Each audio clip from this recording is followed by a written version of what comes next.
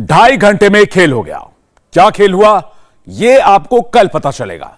मुंबई से एक team secret mission पर गुवाहाटी पहुंची।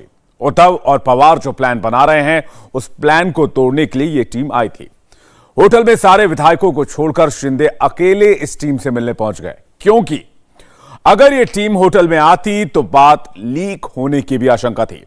और इस टीम के साथ एकनाथ शिंदे 2.5 घंटे तक सीक्रेट मीटिंग करते रहे। इस टीम में क्या था, कौन लोग आए थे, उनसे क्या बात हुई, 2.5 घंटे में क्या तय किया गया, देखिए रिपोर्ट। 2.5 घंटे में बहुत बड़ा खेल हो गया। उद्धव का प्लान फेल हो गया। शिंदे ने सीक्रेट डील कर ली। उद्धव पवार की नींद छीन ली। शिवसेना में शिंदे राज आने वाला है। एकनाथ शिंदे ने दांव चल दिया है। आज दोपहर 1 बजे से 3:30 बजे तक 2.5 घंटे शिंदे कहां गायब थे।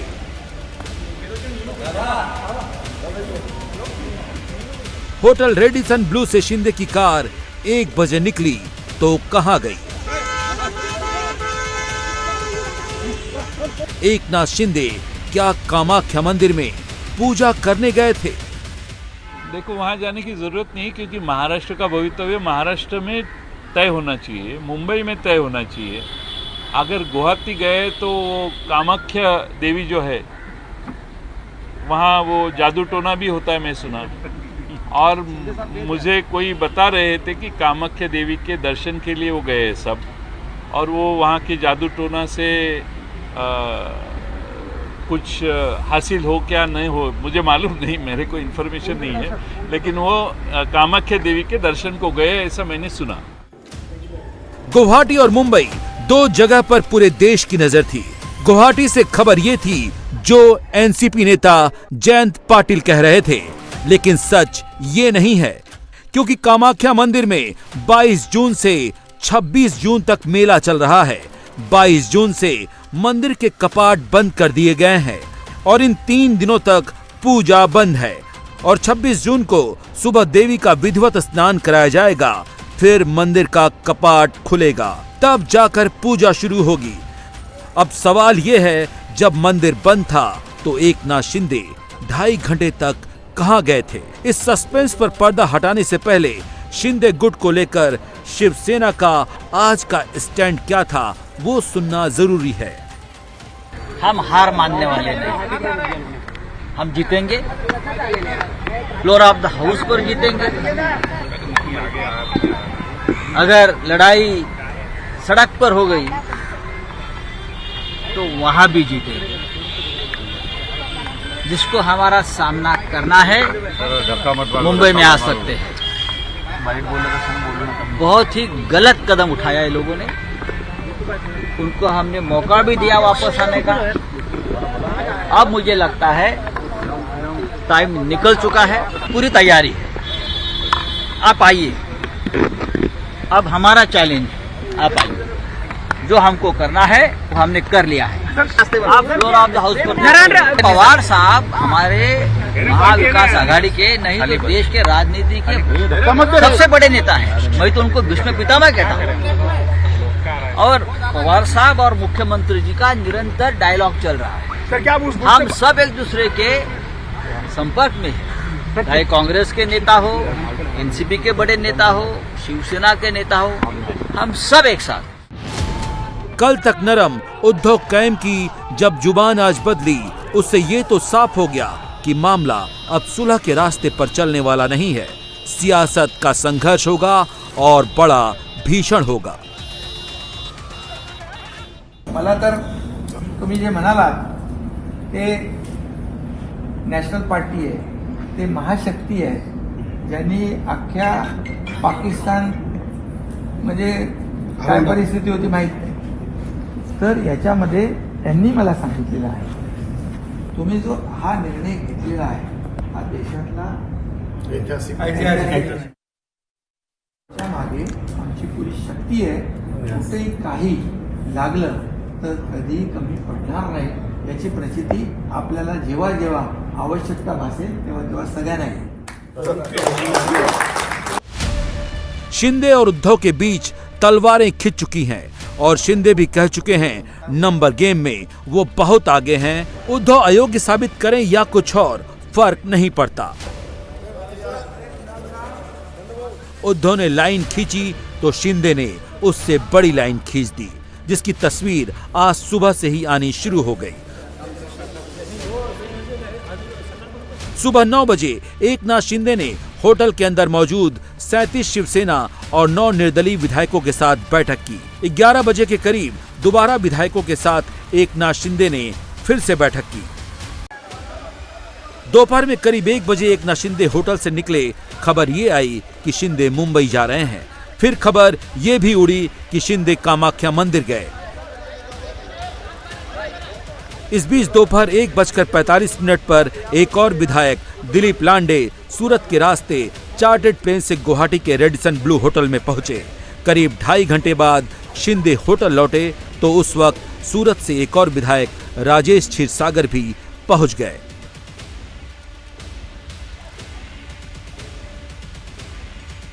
मुंबई से 2700 किलोमीटर दूर गुवाहाटी के इस होटल में शिवसेना के बागी विधायकों का कारवां लगातार बढ़ता जा रहा है. आज दोपहर करीब 2 बजे जैसे ही शिवसेना के बागी विधायक दिलीप लांडे यहां पहुंचे तो यहां पर शिवसेना के बागी विधायकों की संख्या 38 हो गई, जो कि एकनाथ शिंदे गुट को दल बदल कानून से बचाने के लिए पर्याप्त है.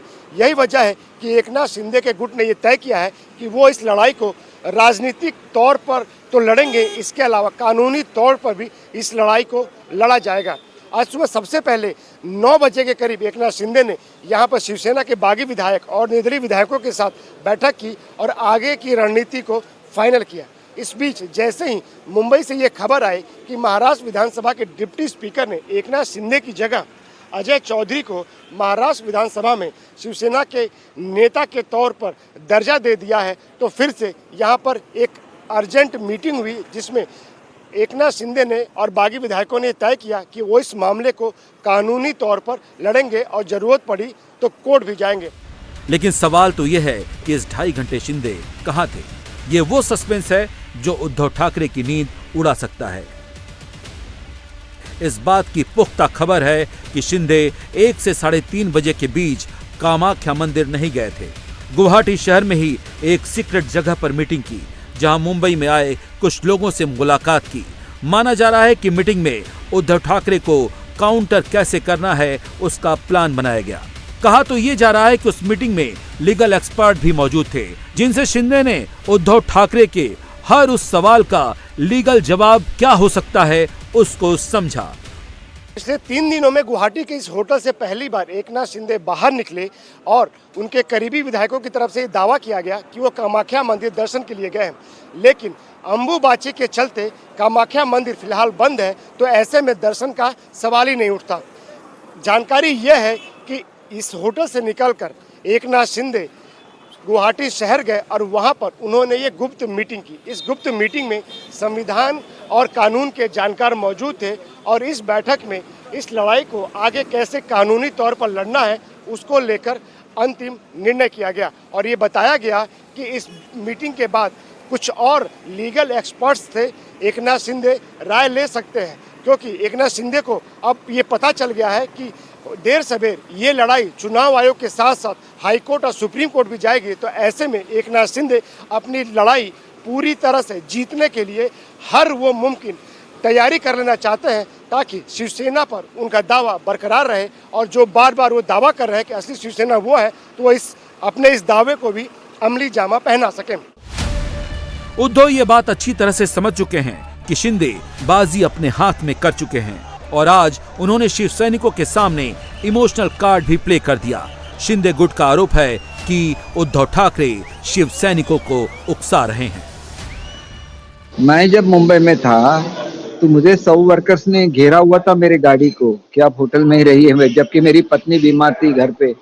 और जब मैं घर पे गया तो मेरे गाड़ी को फॉलो किया गया, तो मैंने खुला फोन करके उनको बोल दिया कि ये नहीं चलेगा.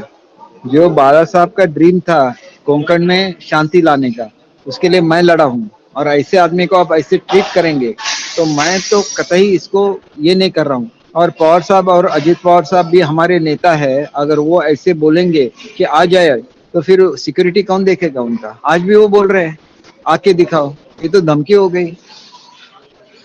प्यार से चलती है, प्यार से दुनिया चलती है, ना कि धमकियों पे दुनिया चलती है। मुंबई छोड़कर बागी विधायक गुवाहाटी पहुंच रहे हैं। जिस तरह से उद्धव गुट की तरफ से धमकी और तोड़फोड़ आज हुई, उसने सुलह के रास्ते को और भी उलझा दिया है। उद्धव कैंप इस पूरे डिस्टर्बेंस के पीछे का इल्जाम बीजेपी पर लगा रहा है। कह रहा है कि शिंदे गुट के विधायक बीजेपी के राज्यों में ही क्यों पहुंच रहे हैं। आपका मुंह से ही सुना कि और पहुंच रहा है, तो और भी पूरा देश का जितना विधायकगण है सबको मैं आमंत्रित करता हूं, असम में आइए। वो कह रहे हैं कि आप अगर खुद मुख्यमंत्री, आपको कोalition का धर्म, आपको फेडरल स्ट्रक्चर समझना चाहिए, इस तरह से नहीं करना चाहिए आगे। अरे भाई, मैं होटल में लोग आने से बंद कर दूंगा तो कैसा फेडरल स्ट्रक्चर है? कल आप होटल बुक करेगा और मैं मना करूंगा कि देश में फेडरल स्ट्रक्चर चल रहा है और आसाम का होटल में आप मत आइए, तो ये थोड़े फेडरल स्ट्रक्चर इसको बोलता है। कितना दिन से सरकार बन जाएगी? मेरा पता नहीं है, लेकिन आसाम में जितना दिन रहेगा मेरे लिए खुशी का बात है कि रहिए। मैं तो सबको बुलाता हूँ, सब आइए आसाम में। आप उद्धव ठाकरे जी से क्या कहना चाहेंगे सर? आप भी वेकेशन में आइए आसाम में। लेकिन अब सवाल यह है कि जिस ठाकरे के नाम के आगे बड़े बड़े सूरमा दंडवत हो जाते थे, आज वो पार्टी इस हाल में कैसे पहुंच गई? उनकी विरासत संभालने वाले इतने कमजोर कैसे हो गए और एकनाथ शिंदे जैसे इतने ताकतवर कैसे बन गए? आरोप यह है कि उद्धव ने बाला साहेब के मूल सिद्धांतों से समझौता कर लिया। कहा तो यह जा रहा है कि जो उद्धव भूल गए उसे एकनाथ शिंदे ने अपनी ताकत बना लिया, मसलन बाला साहेब की भक्ति और हिंदुत्व की शक्ति। आखिर एकनाथ शिंदे में ऐसा क्या है जो उद्धव में नहीं है? कहा तो यह जा रहा है कि बाला साहेब की विरासत की सियासत तो उद्धव को मिली, लेकिन बाला साहेब जैसी शख्सियत नहीं बना सके और बाला साहेब के सिद्धांतों को आत्मसात एकनाथ शिंदे और उनके गुरु आनंद दीघे जैसे सच्चे शिव सैनिक कर रहे थे। एकनाथ शिंदे की ऊर्जा के सोर्स थे आनंद दीघे और आनंद दीघे के गुरु थे बाला साहब ठाकरे।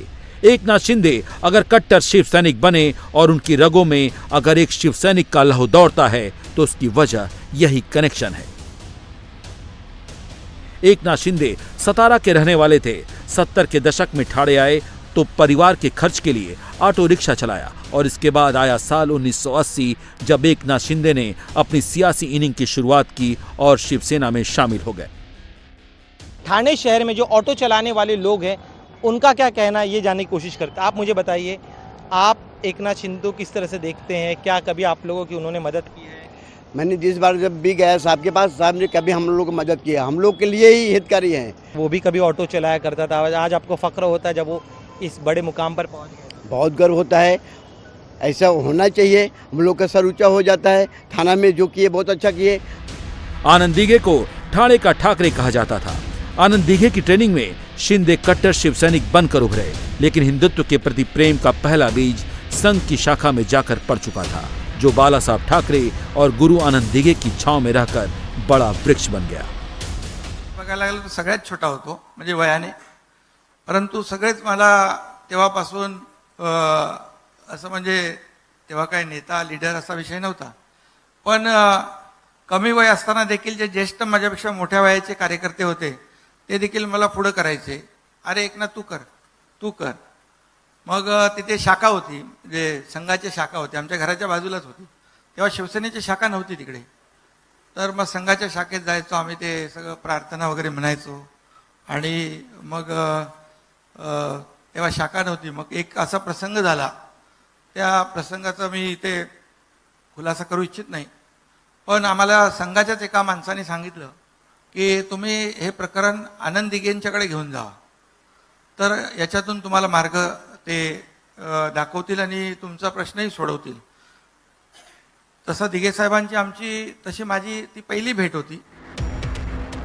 शिंदे को सियासत में आनंद दीघे लेकर आए। जब उनकी मौत हुई तो एकनाथ शिंदे ने उनकी कमी को महसूस नहीं होने दिया। ठाणे की जनता के बीच आनंद दीघे दूसरा रूप बनकर सामने आए और वही किया जो जो आनंद दीघे के सानिध्य में उन्हें मिला। सच्चा शिव सैनिक कैसा हो और असली हिंदुत्व क्या हो। एक धर्मवीर नाम की एक हाल ही में एक फिल्म आई थी, उस फिल्म में बताया गया है कि किस तरह से ये जो आनंद आश्रम है यहाँ पर लोग आते थे और उस दौरान जो एकनाथ शिंदे थे वो यहाँ पर रहते थे साइलेंटली। तमाम चीज़ें जो है छोटी छोटी बातें हैं कि लोगों की समस्याओं को किस तरह से न सिर्फ सुनना है उसे हल करना है, बल्कि वो समस्याएं दोबारा ना हो उसको लेकर किस तरह से कार्य करना चाहिए, कोशिश करना चाहिए। ऐसी तमाम तरह की बातें जो है वो इसी जगह से एकनाथ शिंदे ने सीखी है। करियर के शुरुआती दिनों में ही एकनाथ शिंदे समझ गए थे कि अगर सियासत में जीत हासिल करनी है या लंबे समय तक लोगों के दिलों में राज करना है तो आम लोगों की समस्याओं को सुलझाना होगा, उनके लिए हमेशा अवेलेबल रहना होगा। कैमरामैन सुनील कंकरियाल के साथ Dinesh Maurya, India TV, Thane. India TV हर वक्त हर जगह डाउनलोड करने के लिए सर्च करें India TV news Google Play Store या ऐप स्टोर पर।